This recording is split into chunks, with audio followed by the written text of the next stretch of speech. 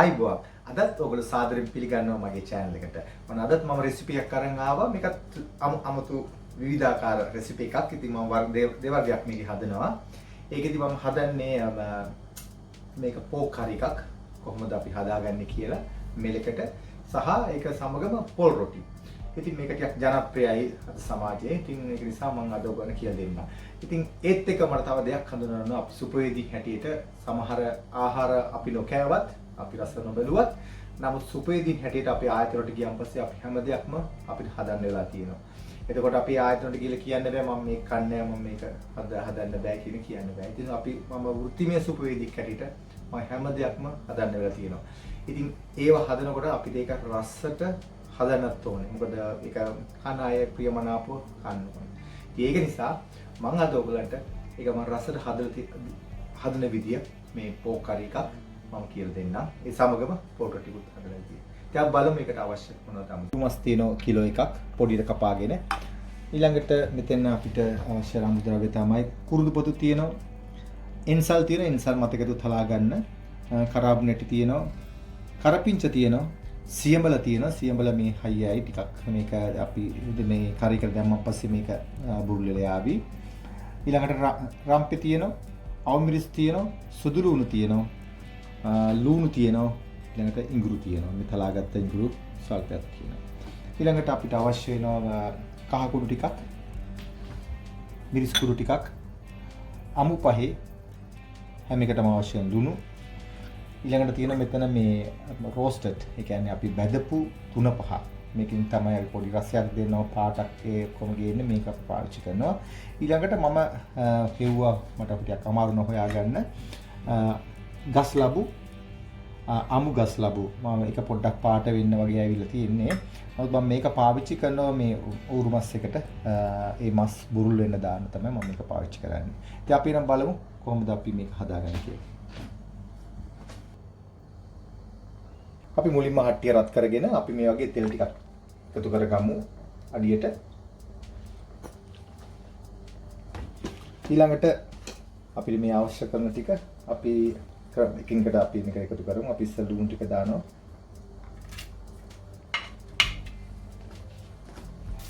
ඉතින් මේ සියල්ලම අපි දැන් දාන්න පුළුවන්.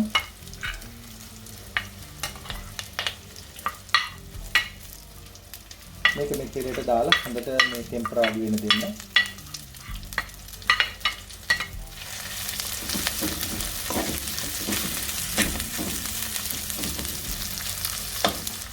ඉතින් මේ ටික දැඩි වෙනකොට මම මිරිස් කුඩු එකතු කරනවා. ඊට අමු පහේ ටේබල් ස්පූන් දෙකක් තියෙනවා මේක දානවා. මොකද ගොඩාක් අමු පහේ දාගන්නේ මොකද මම අවසානෙත් මම අර බැදපු කරි පවුඩර් එකතු කරන නිසා ඒක නිසා ඒකට ගොඩාක් අපිට අවශ්‍ය වෙන්නේ නැහැ මුලින්ම අමු පහේ. දැන් කහ ස්පූන් එකක්. දාලා මේ වගේ හොඳට කරගන්න.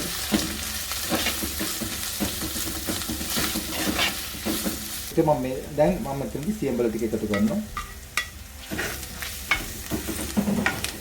මේක මේ විදිහට දීගෙන එනකොට සියල්ල දැන් මම එකතු කරන මස් ටික.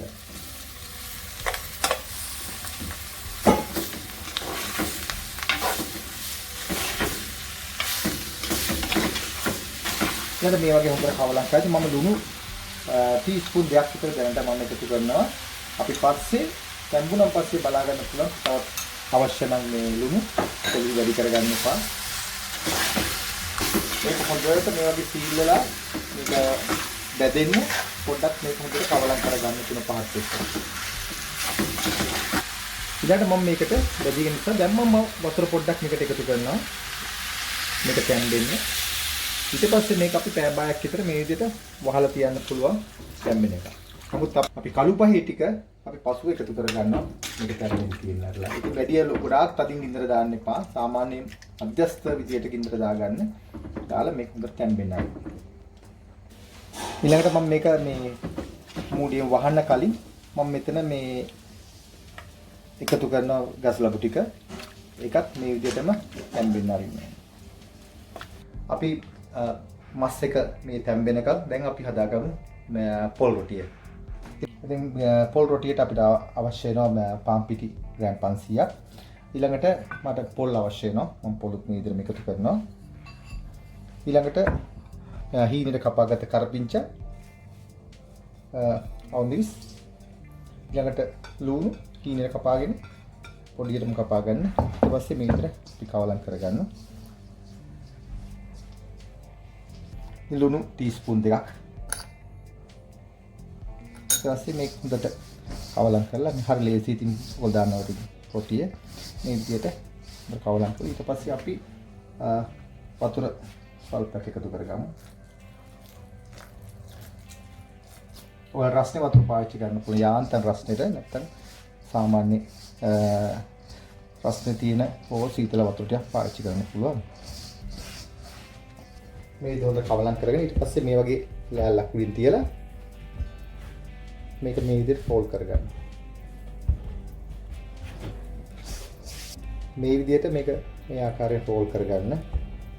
ෆෝල්ඩ් කරන ගමන් මේක හරියට L size එක හරියට හදාගන්න. ඊට පස්සේ අපි මේක කරන්නේ අපි සාමාන්‍ය ඔයගොල්ලෝ දැකලා තියෙන විදිය නම් ඔයගොල්ලෝ බෝල කරනවා.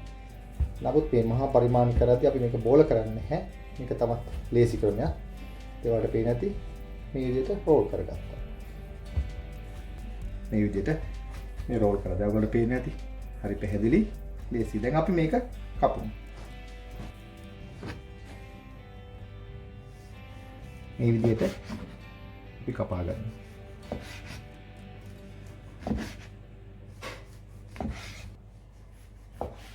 එකම විදිහට කපා ගත්තා.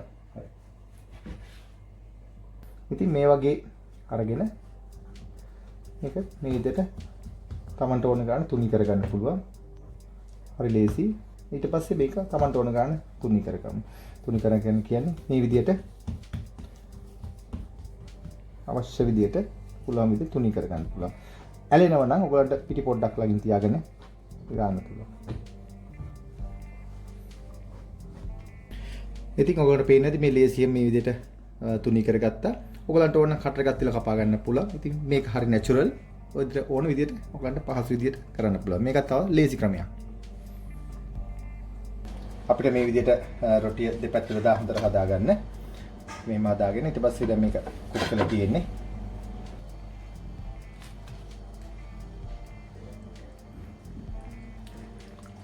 මේක හොඳට මේ තැම්බිලා තියෙන්නේ. දැන් මම බැලුවා ඒක හොඳට තැම්බිලා තියෙන. මම මේකට එකතු කරනවා අර මේ බැදපු 3-5. දැන් තමයි බැදපු 3-5 එකතු කරන්න ඕනේ. ඒකලත් තව විනාඩි 5ක් විතර මේ හොඳට මේ අඩු ගින්නෙන් තැම්බෙනවා. ඊළඟට මේක හොඳට කවලම් කරන්න. ඊට පස්සේ මේක හොඳට උකුවට වෙනවා සුවඳට.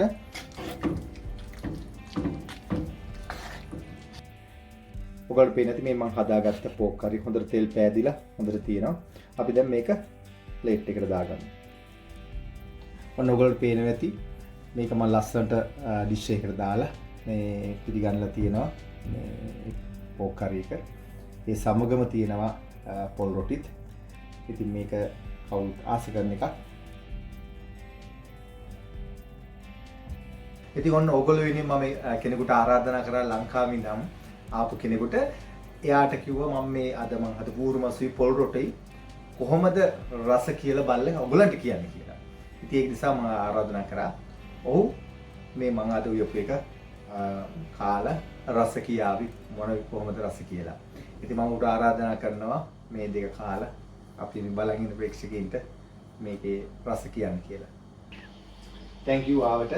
ඉතින් අපේ මේ බලන් ඉන්න ප්‍රේක්ෂකයන්ට කියන්න මේ කොහොමද මේ ලංකාව විදිහට මේ උරුමසොයි පොල් රොටි ඒ විදිහටම රස තියෙනවද නැත්නම් ඊට වඩා හොඳද කොහොමද කියලා ඔයාගේ අවංක උත්තරය කියන්න බලන් ඉන්න ප්‍රේක්ෂකයින්ට. අපි කාලා ලංකාව තන මාල් ලස්සනයි මාර අර ලංකාවේ පාටම තියෙනවානේ. රසත් ඒ වගේම ඇති කියලා මම හිතනවා. කාලා බලමු. පොල් රොටි කිව් දාගන්නවා.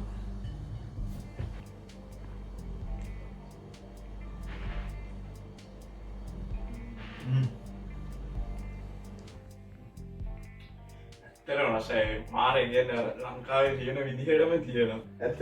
ඔව් ඒ කියන්නේ ඇත්තටම රසයි ඔන්න වගේ. දෙක බලන් ඉන්නවා මේ තමයි මේ විදිහට හැදුවොත් ඇත්තටම රස පෝක් කරේ එකක් හදාගන්න පුළුවන් ලංකාවේ විදිහට.